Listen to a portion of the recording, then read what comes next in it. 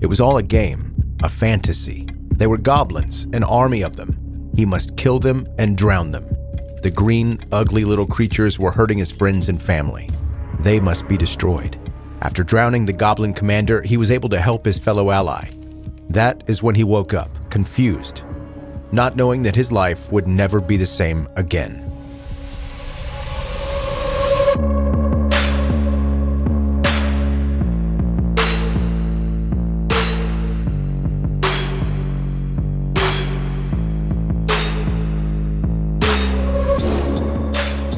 Welcome to 10-Minute Murder, brief and bingeable true crime.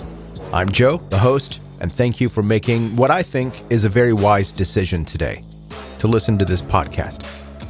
The episode you're going to hear today was suggested by Mark from Stone Valley Woodworks. He's an OG listener, and if you go by the 10-Minute Murder Facebook or Instagram pages, you'll see the sign of the 10-Minute Murder logo that he created. It's pretty fantastic. And I think that if you need someone to blame for how weird the story is today, look no further than Mark. If you want to contact me for any reason whatsoever, including suggesting an episode, you can email joe@10minutemurder.com. All right, now today's story.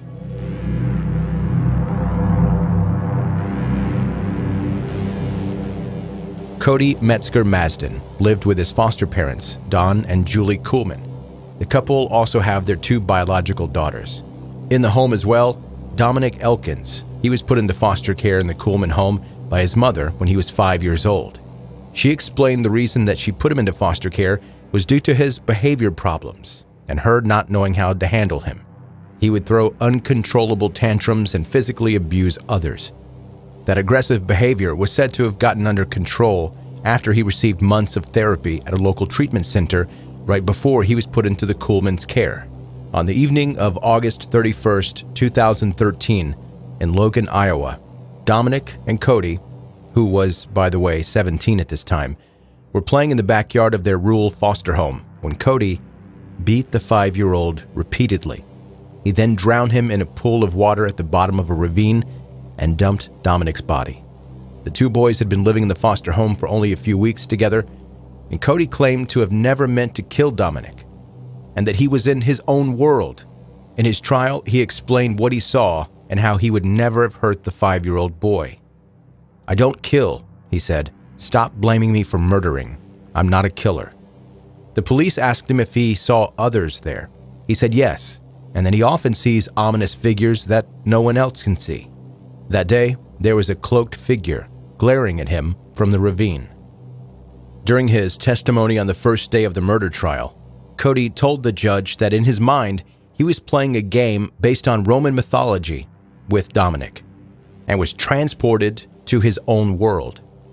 This is a world that has many different colors, different smells compared to the real world, he testified. While playing the game, Cody went to his own world and said that he had seen an army of goblins, claiming that they were green, ugly little creatures, that they were fighting people that he knew. The scene of the game was similar to one you may be familiar with if you have children. He said it was something like from Skylanders, a game that Cody himself played. That day, during the events that resulted in the death of Dominic, Cody said that he had fought the Goblins' commander and pushed him into a ravine. Quote, "I remember attacking him with it and smashing it into his face," he said. It being a stick that he was using as a sword. His attorney then asked him, "At that very moment, did you realize it was Dominic?" "No, I did not. I started pushing his head into the water as I was hitting him with a brick." Cody then said he wanted to keep the goblin away to make sure it wouldn't come back to life and come after him. He stated that the goblins are, quote, "kind of tricky little creatures." However, when talking about Dominic, the teen said, "I love the little guy. I would never hurt him, not even a hair on his frickin' little head." After having killed and disposed of the Goblin commander, Cody said that he was called outside of the ravine by an ally who said he needed his help. Once he was transported out of his own world and the game ended, and after he helped the other ally, Cody then went to tell his teenage foster sister that he couldn't find Dominic anywhere. She was left in charge of her foster brothers while their parents were away. She was watching TV when Cody came into the house with blood on his forehead, stating that something had happened to Dominic. He told her that Dominic had become upset about the game and he had hit himself with a brick before running into the ravine. She immediately called her mother, who by that time had returned home and was at the edge of the property with her other daughter. Julie Kuhlman gave a statement to the police that Cody was hysterically crying and repeating that he hadn't done anything and that Dominic had hit himself because he thought Cody was not playing fair. When pressed by his foster mother, Cody led her to the ravine. The girls spotted Dominic lying in a creek, and they let out a scream. Upon closer examination, it was revealed that he had gashes on the back of his head and on his face. His lips had already turned blue. One of the girls told investigators that she attempted to perform CPR on him, but they had been too late. The girl's grandfather reached the same conclusion when he arrived after checking for Dominic's pulse. The Kuhlman's biological daughter, who was on babysitting duty that day, said in her statement to the police that she believed her foster brother was the culprit. Barbara, Dominic's biological mother, left the courtroom as Cody described the attack on her son. He said that he only realized that he had been involved in Dominic's death when he was in the car a short time later. He also grew frustrated at the cross-examination. The prosecutors noted that Cody provided more than one story for why and how Dominic had died, and was able to lead his foster family to his body. While on cross-examination, Cody claimed that he had told different people different versions of the story, depending on a symbol that only he could see on top of people's heads. "You don't really believe me, do you?" he asked at one point while being cross-examined. Cody's biological mother, Peggy, also took the stand. She explained to the court about how she would use $20 worth of crystal meth a day for 3 months while she had been pregnant with him, and that could be the reason for his behavior. She had custody of Cody up until he was 7 years old and claimed that while growing up, he always had imaginary friends and often compared himself to a Power Ranger.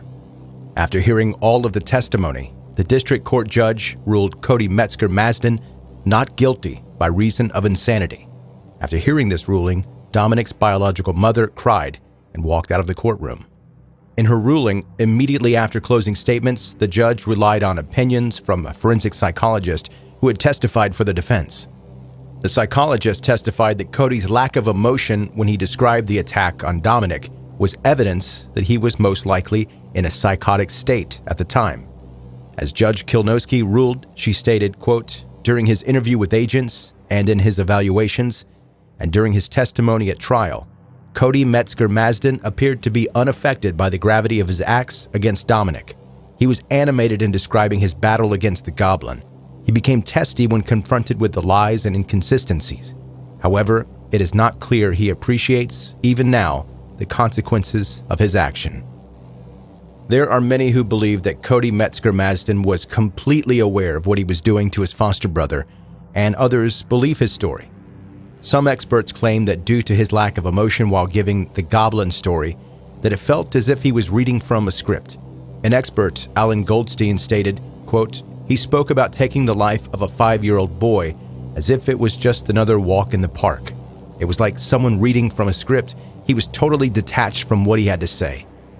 Nobody except Cody himself may ever really know what exactly happened to his foster brother, Dominic."